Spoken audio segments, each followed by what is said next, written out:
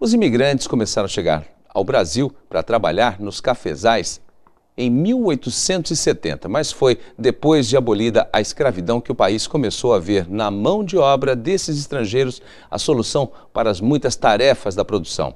Durante o período de ouro do café, mais de 2 milhões de imigrantes chegaram ao Brasil pelo Porto de Santos. A italiana Maria Sacchetto chegou em 1924. No passaporte, o visto carimbado ainda na Itália.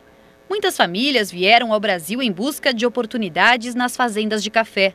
Dados da Secretaria de Agricultura do Estado apontam que entre 1875 e 1930 entraram em São Paulo mais de 2 milhões de imigrantes, mais da metade de italianos. A outra metade é de japoneses e espanhóis. Santos era a porta de entrada. Eles chegavam de navio, com passagem paga muitas vezes pelo governo brasileiro. Vários registros dessa história podem ser vistos no Museu do Café de Santos.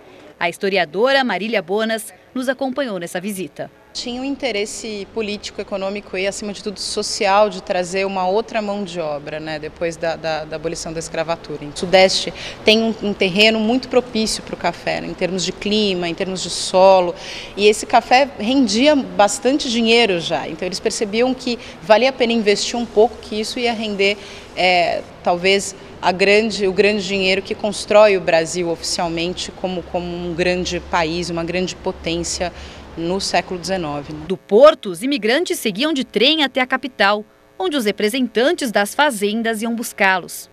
E eles tinham lá uma ideia do tamanho das famílias que eles queriam, as famílias inteiras, até as crianças eram envolvidas na conta. Então, assim, a gente tem tantos pés de café, então a gente precisa de uma família com 10 pessoas, uma família com 5, com 8, e todo mundo se envolvia em alguma etapa do processo do café, né? Então, as crianças trabalhavam na colheita, trabalhavam na separação dos grãos, as mulheres nas fazendas ajudavam no próprio plantio, nessa coisa de subsistência deles. Essa relação nesse começo era muito tensa e você tinha então essa dinâmica aí das dívidas que eles contraíam quando chegavam aqui e o tempo que eles levavam para sanar essas dívidas. Eles não chegavam aqui e encontravam uma casa pronta para eles com todos os materiais que eles precisavam trabalhar.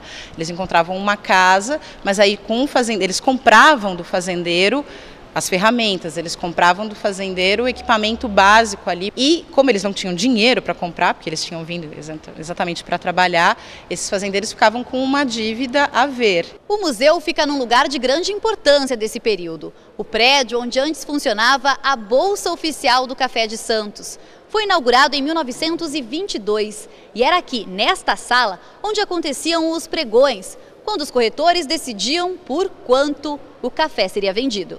Eduardo é corretor de café, uma profissão de família. O tio dele tinha uma cadeira na sala de pregão. As comunicações eram muito ruins, os cafeicultores mandavam as suas amostras, os seus lotes de café para Santos e aqui era feita a negociação entre produtor e comprador, o exportador, através do corretor de café. O dinheiro do café circulava aqui em Santos, tanto que a Rua 15 era na época chamada de Wall Street brasileira. Os principais bancos do Brasil tinham a sua grande agência aqui na Rua 15. O café vinha das fazendas espalhadas pelo interior para ser embarcado nos navios atracados no porto. Cada saca era pesada em balanças como esta para ter exatamente 60 quilos. O transporte dos armazéns até os navios era feito pelos estivadores.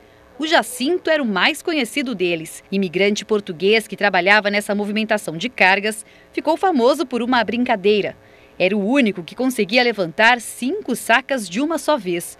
No porto, as mulheres faziam serviços mais leves, como o de serzir as sacas furadas em máquinas como essa. O museu ainda tem relíquias como este sinalizador. Aceso fazia a comunicação entre a estação de trem e o maquinista.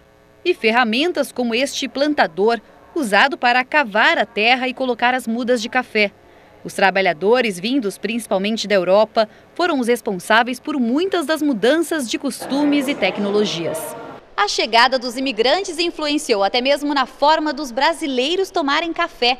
Antes, era servido principalmente em situações formais. Depois, passou a ser a bebida do trabalhador. Devemos, então, aos imigrantes aquela conhecida expressão: pausa para um cafezinho. O que a gente já ouviu de algumas famílias italianas é que tinha uma espécie de ritual no café da manhã. Então o pai tomava o café preto forte, né? Então o primeiro café que passava no coador de pano mais forte era do pai. Depois os filhos mais velhos que iam fazer o trabalho mais pesado também tomavam o café preto, todos adoçado, no Brasil se toma adoçado. As mulheres tomavam um café um pouquinho mais fraco e as crianças tomavam um café com leite. O café é responsável não só pela cara que o estado inteiro tem, mas ele é responsável também por uma série de mudanças de hábitos, de mudanças de costumes, pela chegada das ferrovias, pela energia elétrica, por um grande impacto, uma grande transformação urbana também.